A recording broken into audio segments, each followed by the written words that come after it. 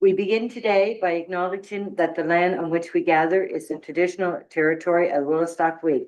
These territories are covered by treaties of peace and friendship of the Woolastoq people, first signed with the British Crown in 1725. I now call our meeting to order. Attendance has been taken. Approval of the agenda. Anybody? Second by? Any discussion? Ready for the question? All those in favor? Aye. Any opposed? Motion carried. Are there any conflict of interest for disclosure this evening? We'll move on now to number 5, consent agenda. Approval of the minutes, June the 3rd, 2025, June 26th, 2025, Community Development Committee report, Economic Expansion Committee report, Oversight Committee report. Motion to adopt the agenda, Dave Morrison. Consent agenda, sorry. I'll second it, sure. Greg Erickson, City of Fredericton. But I'd like to make an amendment to staff's attention in the set of minutes from June 3rd. Item 3 on those minutes. It says approval of agenda on motion Greg Erickson, seconded by Ben Falconer. The board approved the agenda of June 3rd, 2025 as amended by removing item 5E. Did staff include the written description of what 5E is? Because as 5E shows up on the next agenda, it will not be 5E. And the agenda that identified what 5E is not included in the minutes. So we have to take a step to make sure that it's explicitly described as not just 5E, but 5E, and then, the report. I would ask staff that can be looked into. Yes. So with that, everybody is comfortable. Any more discussion on this? Ready for the question? All those in favor? Any opposed? Motion carried. Thank you. Committee reports. The Finance Committee report from August the 15th. Director Corey, please. The Finance Committee met on August the 15th. Meeting was called board by the chair. Ms. Langdon presented the draft 2026 budget for each of the Capital Region Service Commission funds. The budget includes a reduction in member charges for newer services of $46,632 and an increase of $318,091 for planning and development. Participating member charges and a $5 increase for the tipping fee for solid waste. During an in-depth review of the budget, committee members posed questions regarding regional service support funding maximization and the impact should the construction and demolition rate be increased. The committee members agreed to send any further questions they might have to the CEO and CFO, so responses could be prepared prior to the next Finance Committee meeting, which will be held on Thursday, August 21st. There being no further business, the meeting was adjourned at 12:06 p.m. I move the board receive the report of the Finance Committee dated September 4th, 2025. Second it, David. Any discussion? Ready for the question? All those in favor? Any opposed? Motion carries. And you have another report, the Finance Committee report from August the 21st, please. The meeting was called to order at 12 p.m. Staff undertook the response to all questions and the committee members had posed regarding the budget. After a detailed discussion regarding the construction and demolition rate and comparison with other landfills, the committee decided it would like to see the fee raised $2.50 a ton to $45. The estimated additional $17,500 in revenue that would be generated would be transferred to the Capital Reserve Fund. Ms. Langton will send out a summary of the current reserve fund balances and what target levels were in the proposed reserve fund policy. The committee discussed the use of regional services support funding, as there is a significant amount of funding that the commission can access, but would need to increase the amount of member contributions to meet the 50% matching requirement. However, committee members felt that 2026 would not be the year to do this, given the pressures of the tax assessment freeze, the surplus RRS Regional Service Support Fund will be accessible for up to 3 years, meaning 2027 is the earliest year that funding could be reattributed from Capital Region Service Commission. There is an opportunity to utilize up to 25% of the fund for regional infrastructure cost sharing. There being no further business, the meeting was adjourned at 12:44 p.m. I move the board receive the report of the Finance Committee dated September 4th, 2025. Seconded, Len Paulson. Any discussion? Ready for the question? All those in favor? Any opposed? Motion carried. And your third and last one, consideration of the 2026 draft budget. I move that the board forward the proposed draft 2026 budget and proposed borrowings to the members of the Capital Region Service Commission that are municipalities and to the rural district and to the ministry, in accordance with section 28 of the Regional Service Delivery Act for their review. And that the chair call a special meeting of the board for Monday, October 27th, 2025, to consider the draft budget in accordance with section 27 of the Regional Service Delivery Act. Second, David. Any discussion? Ready for the question? All those in favor? Aye. Any opposed? Motion carried. Thank you, Director Corey. Next is tenders. That's for information only. Move on to staff reports, the CEO report. Tom Smith, please. Thank you, Madam Chair. Bit of a lengthy one tonight. There's been a lot happening over the summer and really appreciate all the help of the directors and the guidance and work of the committees and the committee chairs.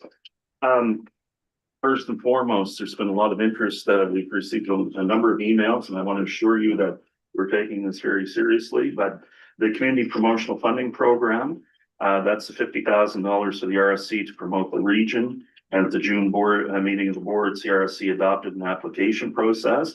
The issue is we're waiting on the contract from the Department of Health. We have been in contact, however, we're waiting to sign before accepting applications.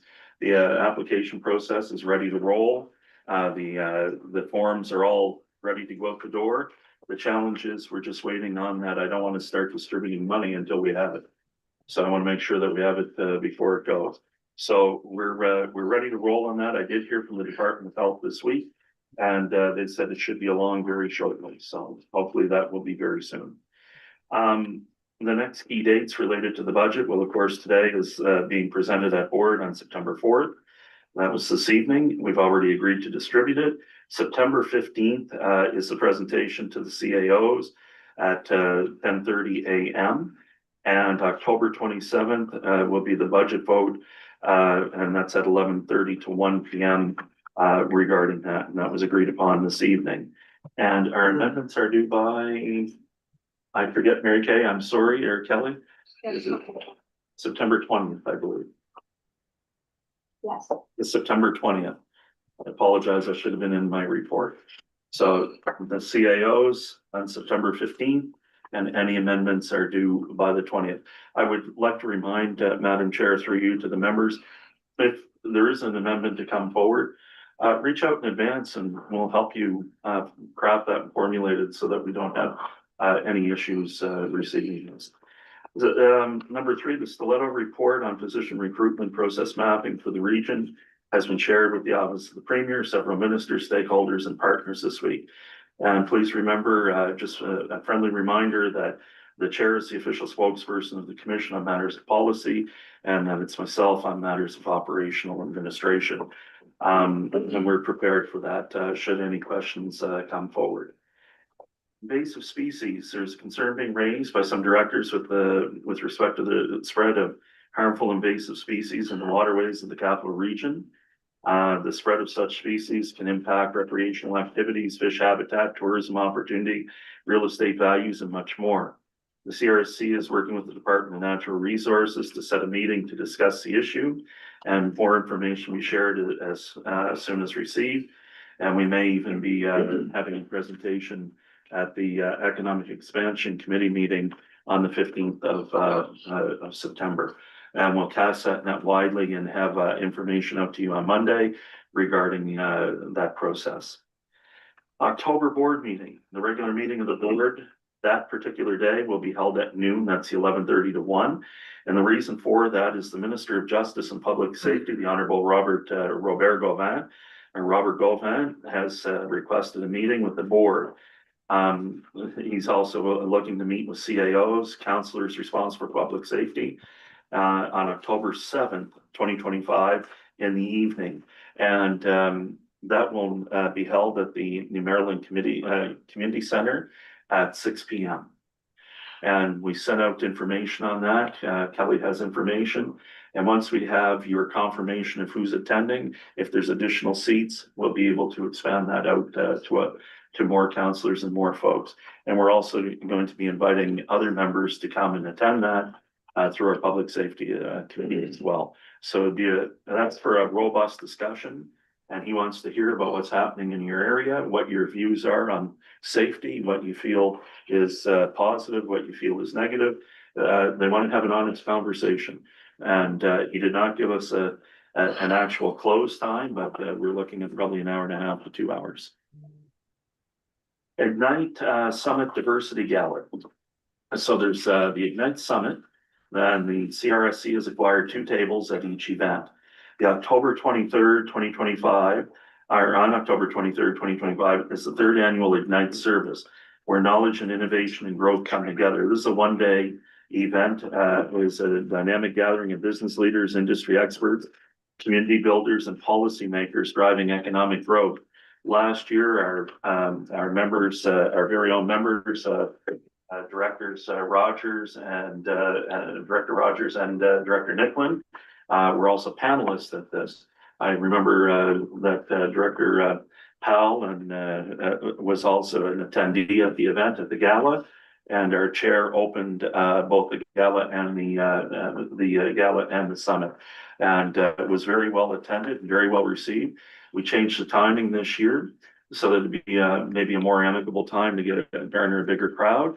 But there is a seat set aside for each community. And an email has been sent to all directors, and we ask that you respond by September 26, 2025, so that if there are some additional seats, we can fill those easily with people, your staff from the RSC. We can fill it with other and offer them up if we need them, if there's with interest. And we thank those who have responded already. The gala was very informative. It's a lot of, we had newcomers talking about their experiences coming to the capital region and what was great and what worked well about it, what was great about it. And really what it was a celebration of success. And they were very, very pleased to be there. And then it was extremely inspirational, and it's a great night of entertainment. There was dancers from around the world. There were speeches. There was cultural discussions. It was really quite an event, and I strongly encourage you to attend if you can.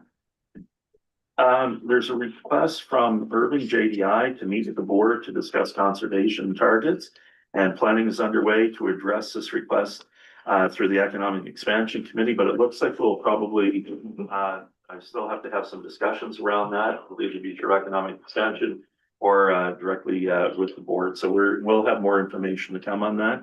I just wanted to flag it for you if your communities are in contact or anything like that. And I thank Director Nicklin for making that contact with us as well. The ESIC contract, a 5-year contract with the Economic and Social Inclusion Corporation. This also helps to fund our community development coordinator position and deliver on our mandates. And I just want to say we signed off on that contract last week. Brett, the chief operating officer in his oversight role, oversees a lot of that. We did have a few questions on it, and we asked those, and we're satisfied to that end, that we're comfortable in signing. And so that's been signed. And so that's a good thing for us. That gives us some stability over the next 5 years. And it's a really good opportunity there to do things. So, Madam Chair, that's my report for this evening, as respectfully submitted through you to the board. Yes. Thank you, Madam Chair. I was wondering if the CEO would entertain bringing in a member of the provincial government to also talk about conservation targets To better frame the Irving request, I'd like to understand the rationale for the current targets and what the province is thinking in terms of expansion or contraction of these. Certainly, Just so we can balance the the Irving Empire. sorry, Madam Chair, through you to Director Erickson. I was just quick to say yes on that one. Yeah, yes. Thank you. We can do that. Director Fox?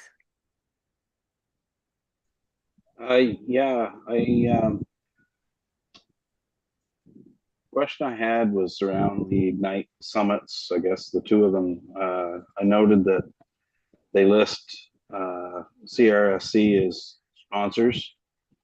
And are we sponsors through our contract that we provide them funding for, or is it in addition to? Or is it just the purchase of tables for the summits? I guess I'm just looking for clarification on, is it additional money or is it part of what we already give them? It's a little bit of both, I guess, Director Fox, or through you, Madam Chair, sorry. It's through our labor force expansion agreement. And that's how we do that. And that's why we're listed along with labor force in that particular, in the sponsorship piece. It's really about getting our brand out there. We did the same last year as well. So any more questions from around the table? For our directors online? No?